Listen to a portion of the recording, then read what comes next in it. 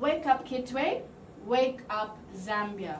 This has been the call of our guest today, who is holding a peaceful protest in Mabumbu Crescent, where there is one of the parks there is alleged to be, will be a commercial development. This is alleged right now, and we just want to hear more from him and hear the importance of having these green spaces and parks in our cities, in our urban living. Ronak Sampat is the founder of Fit Banker, and he was here 7 months ago. I don't know, should I add environmental activist to your description now? Well, I think that cause has called me into action, so not intentionally, but yes, it has happened because of my passion for well-being, my passion for youth development, my passion for the outdoors and adventure. It has now become something that I have turned into over the last 17 days now. Wonderful. Well, so that's Ronak Sampat. He's the founder and coach at Fit Banker, which is an online health transformational program, and now activist, environmental activist, and concerned about preserving green parks and green spaces in our urban areas. So I don't know if you remember, but our last conversation, I wrapped up with one question to you. I posed to you, it was Earth Month, and I said, what is your tip for us celebrating Earth Month? And I remember you said, to celebrate the earth, go into earth, go into nature. Yeah. Go to the river, go to a green space, appreciate nature. Yeah. And here we are 7 months later, and you are doing just that, and you are protecting and preserving green space that we have in Parkland. So that just struck me, and I just wanted to know, why is it important to you to save this green space? Well, I think every society and every community, if you go to any communal setting, the nature of the infrastructure, the amenities that you see around a town or a city, will tell you a lot about the values of the people. If you go to a particular town or a city and it's filled with a lot of eateries, a lot of bars, a lot of pubs, a lot of restaurants, a lot of casinos, a lot of dance clubs, it will depict a certain set of values. Not that there's anything wrong, but when that becomes predominantly what you see, it speaks volumes of the values of the people. If you see schools, if you see farming, if you see play areas, if you see outdoor activities, if you see running tracks, if you see cycling tracks, it will tell you that people here value a certain something, likely your well-being, likely keeping fit. And so parks are very, very essential for the design of any town, any town planner, city planner, or planning engineer of any city knows that when we're designing towns, we need to have a certain amount of green spaces, a certain amount of schools, a certain amount of hospitals, proportional ratio to the amount of residents in that particular vicinity, so that the people are taken care of, their needs at a physical level, at an emotional level, at a mental level, and even a spiritual level are provided for. Yeah. Right? And park is just so essential at a physical level. If you think about it today, a lot of youth here, there was some youth that came over to this protest, 17, probably 16, 17-year-olds. And I asked them, where do you guys play football? And they play football, they're all in football gear. And they said, we play at school. And I was like, what happens after you graduate from school? Where do you play? And they know after that they cannot access the school grounds because they're not a pupil anymore. They're not learning anymore. So they don't have a public place to go and kick a ball. Yeah. And a few cities, a few towns across Zambia, we do have some private places where you have a high membership to allow for that maintenance. We would also see this could be easily a recreational facility, which is a mix of a public-private partnership that allows us to commercially keep it sustainable and maintained, but also ensure that all public have right of access to it, right? And we create a commercial model to allow it to be accessible. So parks are important for the physical play of the youth and exercise. There are well-being benefits to that when we get to walk and play early in the morning, late in the evening. We release endorphins, serotonin, dopamine, oxytocin, these 4 happy, healthy hormones. At an emotional and mental space, one of the MPs that came over literally said, I was thinking the other day, if I'm in Kitwe and I want to go sit somewhere and just read a book outdoors, there's nowhere to sit. Yeah. So if you don't have a large yard, if you don't have a large house, if you don't go sit at the mall or a cafe, you don't have an option, right? And Yeah. you literally don't have a place where you can just go if you're having a hard day, a bad day, a busy day, you just need a break and you just want to go sit somewhere in nature. You can't get away from your office or your home space and go to an open public space where you can get that fresh air, hear the birds chirping, be there with the sounds of nature, which are therapeutic, which are calming at an emotional and a mental level. Thank you. So you're a coach. Mm-hmm. Obviously, your main concern is health and well-being. Yeah. And it's my concern as well as a health enthusiast. Yeah. I have looked at a few things of why we need green spaces, and it talks about pollution and it absorbing the pollution that we produce. Yep. And I heard you this morning in your update say green spaces are the lungs of the city. So having that in mind, are you able to give us more benefits to our health of preserving these green spaces? Okay, so taking everyone back to their biology 101 class, human beings, we function on inhaling oxygen, and that oxygen goes through our blood and it supplies our organs, our limbs with the oxygen, and it flushes out the toxins when combined with carbon, and we release carbon dioxide. Now guess what happens to the carbon dioxide?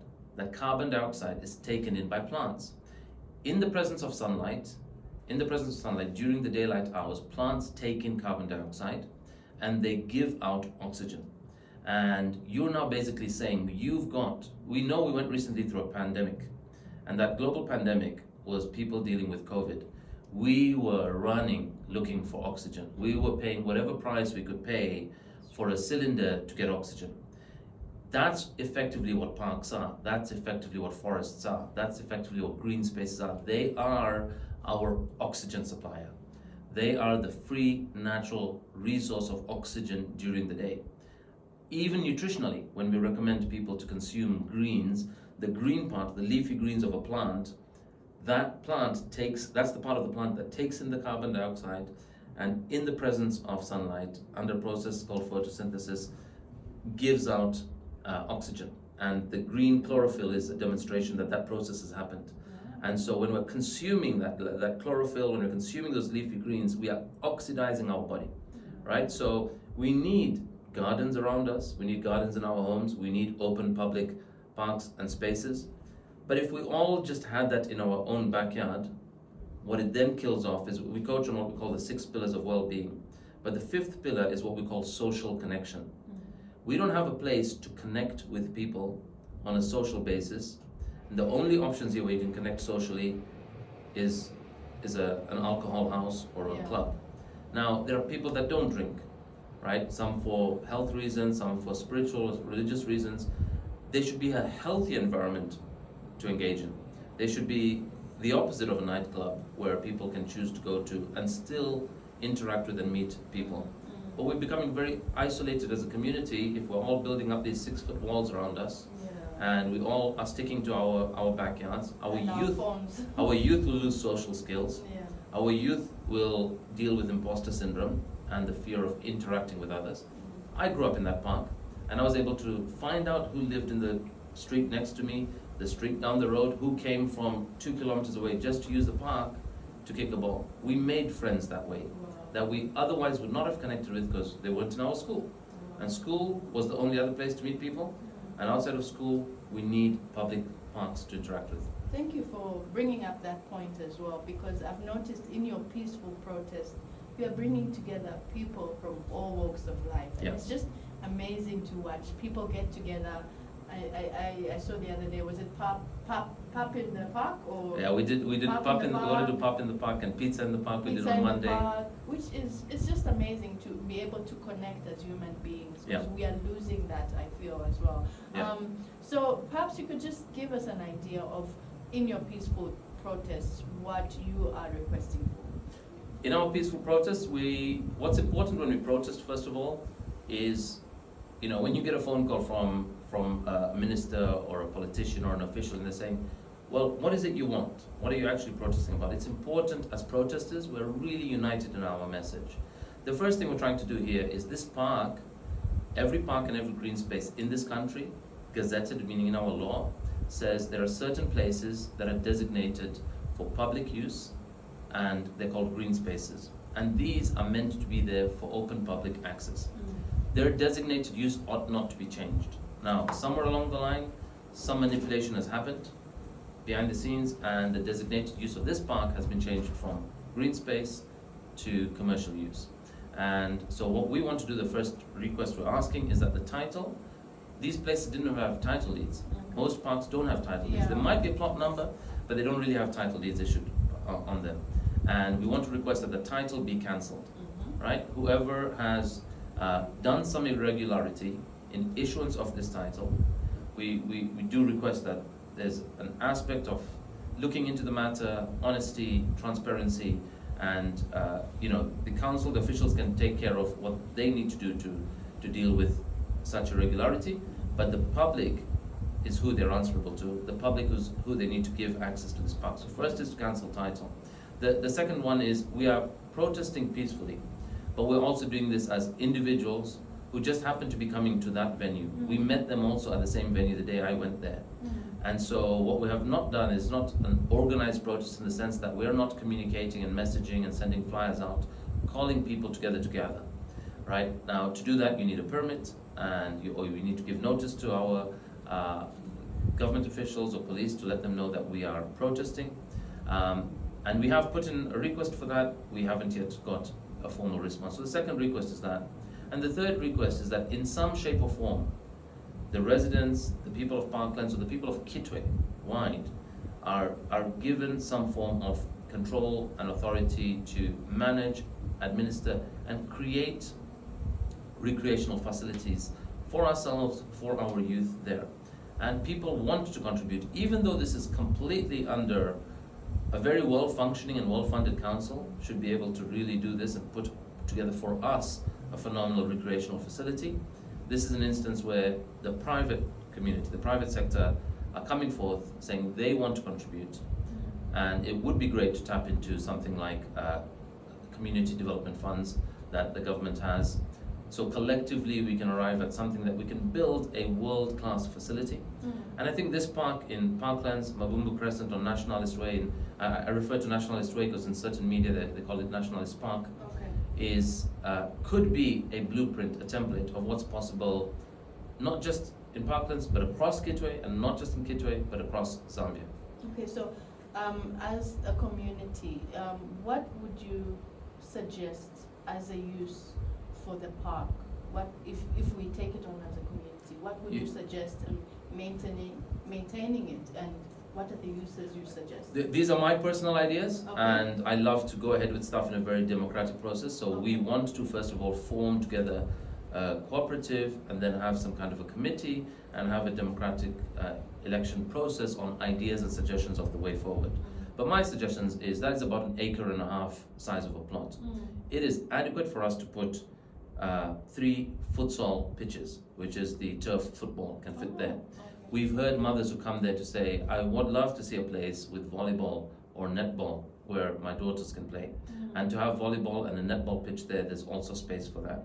There are 2 nurseries nearby, and those nurseries can have a play area after school. When their gates close and they want to have a little break and their moms or dads come to pick them up, they can go literally from school and sit there, have an afternoon picnic. So we want a beautiful play area / picnic area where families and young ones can sit, maybe onlooking the courts, watching the other youth playing football or whatever sport it is. I also think there's space there for something like an outdoor gym, a jungle gym or a calisthenics park, and I think it would be beautiful to create. So there are some community members who've gone to the extent of coming up with architectural designs. They've got rendering in place. I was really impressed by the proactiveness. Like, this is something community members have actually been trying for 2 or 3 years. There's some of the protesters we found show up on the day. So they've wanted to do this for a while, but they've not been successful with council. The beauty, I noticed, like, I've been blessed to travel, and where there are green spaces, I am the happiest. So I was blessed to travel to Madrid, and I took a walk just down from our hotel room, and there was this big park. Yeah. And when you walk in there, you feel, I don't know, there was just a sense of freedom I felt. People were doing their own thing, people were singing, people were dancing, people were having snacks, because there were like portable like food stalls, and Yeah.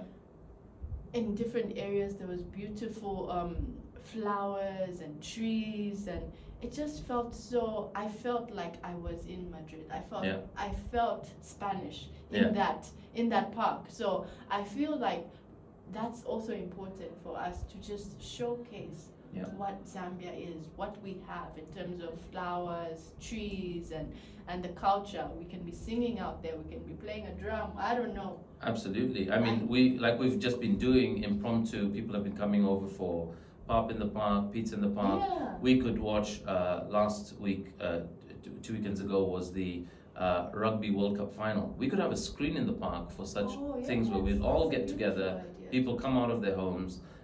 We could have light musical concerts that happen, again at reasonable volume for the neighbors and reasonable times.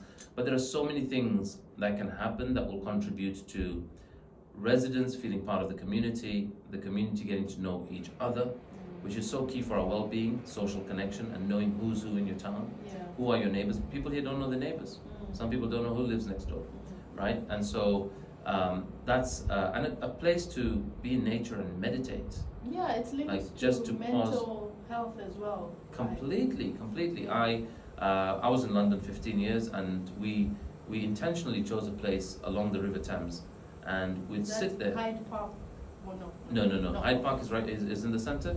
This is in an area called Chiswick, and we lived along the water, and there was a beautiful beautiful park area, just an open green space reserved for whatever.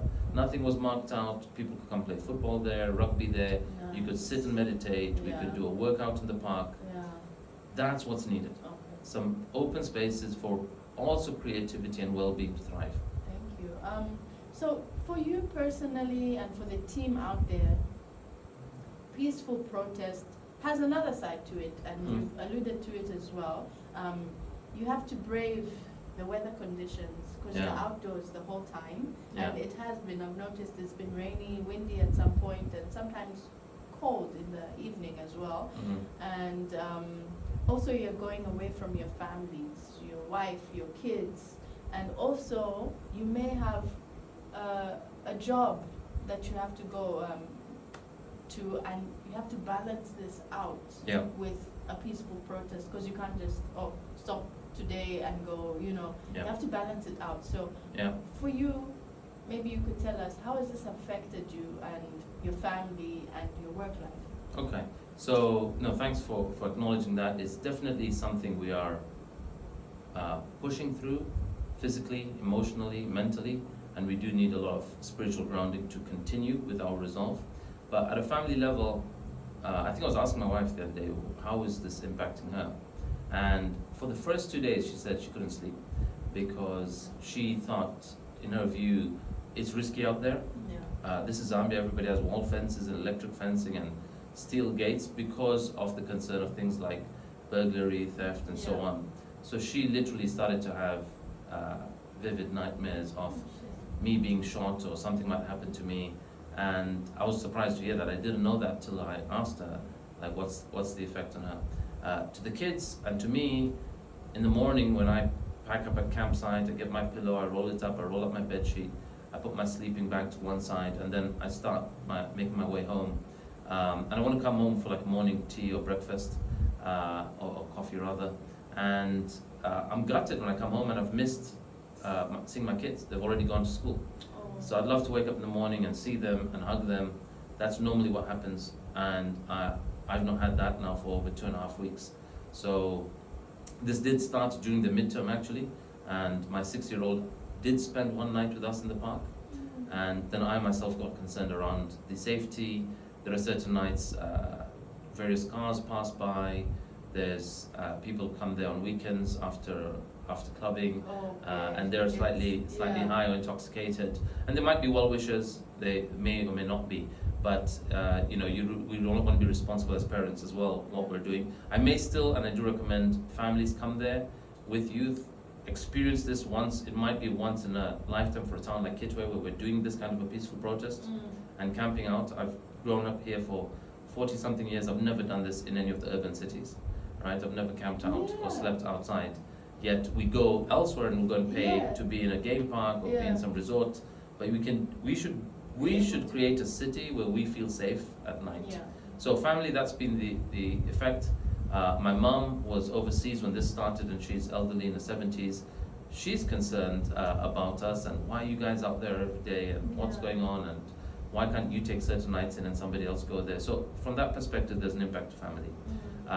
But my physical, emotional, mental well-being, I think for me, as a well-being coach, amongst many other things, what's really important for me is that I do prioritize my well-being. So I'm ensuring that I and other protesters were nourished well. What's important really is that we get good sleep. Sometimes people gather there in the evenings and they're chatting and they're reflecting and they're just there to share their solidarity with us. But I have to excuse myself at a certain time and I head to my tent and I go sleep. We have had, we've lost my tent, we've lost a number of tents. We've had strong winds, and these winds, I didn't realize how strong they were. 3 gazebos with their aluminium structures have completely been broken to smithereens. The aluminium is completely bent in the wind. My personal tent, as the poles or tubes that hold it up have completely bent, so now the tent is not reusable till we have new poles. And I'm now sleeping in a bigger mess tent with where all the other youth are. Initially I was sharing with 1 or 2 other people. Now we're in a tent where there's about 12 of us are sleeping at night. You get the wind, you get the rain come on you.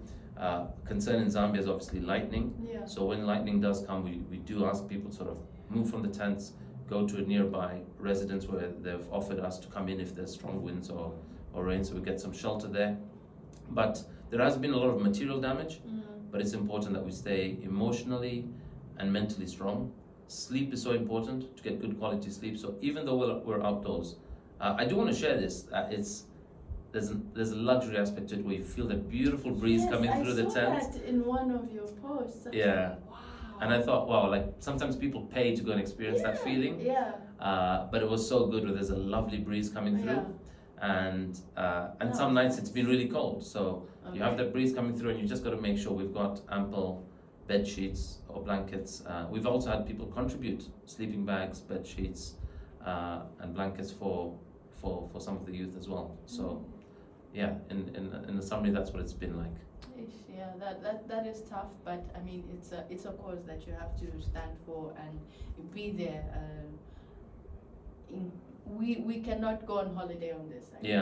I must say that, like, it's very easy to stop, and I will say it's very easy for us to be frustrated by the judicial process or by the plaintiff if this case keeps getting adjourned. You know, when they adjourn it for 14 days, after the 7th day, we thought we would hear some outcome, and then it got adjourned for another 13 or 14 days. And in a way, it was heartbreaking because being out there for 6 nights felt like a lot, and then you get told this is adjourned to 13 November, and you really begin to think, can we last that? Is there another plan we should do? But I personally feel that we have created enough momentum and attention. We've brought people together. There needs to be a core team, like a central figure that stay committed to the cause. And I always think about, if I think I'm facing it hard or rough, I think about some of the youth that spend nights out on the streets. They've got phenomenal resilience. I think about Mahatma Gandhi, who did a 21-day complete fast of no water, no food, to end a war as his peaceful protest.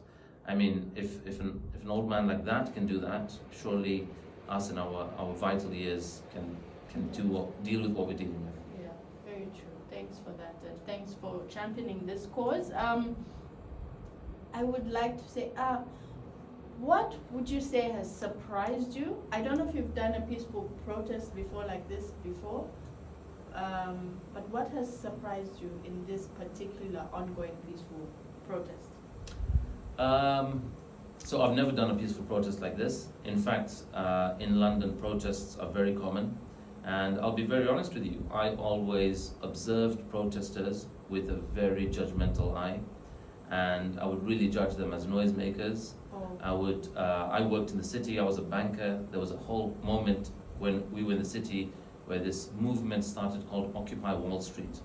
And they would come and camp with tents outside our banks. It started in New York and it came to London, the financial capital.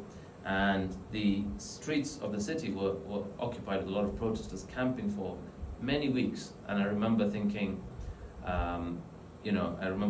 that they're interrupting, they're disturbing the peace. Because we, the employee that walks into your bank, is the one that gets disturbed. Yeah. But they were sending a signal to the politicians and the leaders of the nation. So I would judge that a lot. But now when I do this, I realize I didn't plan this. I didn't strategize about this. It was just one morning, I'm going to the gym, and all I had to do was turn right, and I got a phone call saying they're damaging these trees, they're digging the park, from my brother, and I'm grateful to my brother for this. And instead of turning right, I turned left.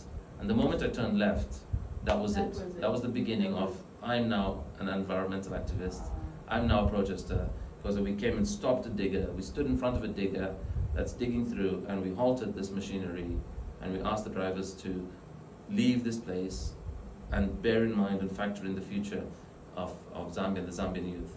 And what surprised me the most, what has really surprised me the most, or what I'm grateful for, probably two things, is the way community has come together.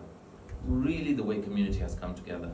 And actually from literally all walks of life. We have corporates that are ready to support us with resources. We have very generous individuals that are coming forth and supporting us. We have youth who are saying, I've just finished my exams, I've finished school, can I come and camp over? And we're like, okay, go get permission from your parents. Yeah. You know, what surprised me most is the resilience of some of the youth. There's a guy who gets up every morning, puts on his uniform, and goes to write his exam. Today he's going for his third paper. He's writing. How is he studying? He's studying somewhere, he's studying somehow. Okay, hope This so, guy called Reagan, there's another young guy called Martin, and this guy's a grade 12 pupil. The other guy I think he just finished grade 7, so he's much younger, and his mum lives nearby, he's got a home nearby, but he chooses to sleep outside in the park with us. With their permission? With their permission, the mum is regularly there. And there are other people that, I don't like using this term where we refer to any youth we see on the street as street kids, because it depicts that they don't have a home. Everyone that's here has a home. Everyone that's there, we've also checked in on where their homes are. There are people from Kapoto, there are people from Chipata compound. We've had their mums come over.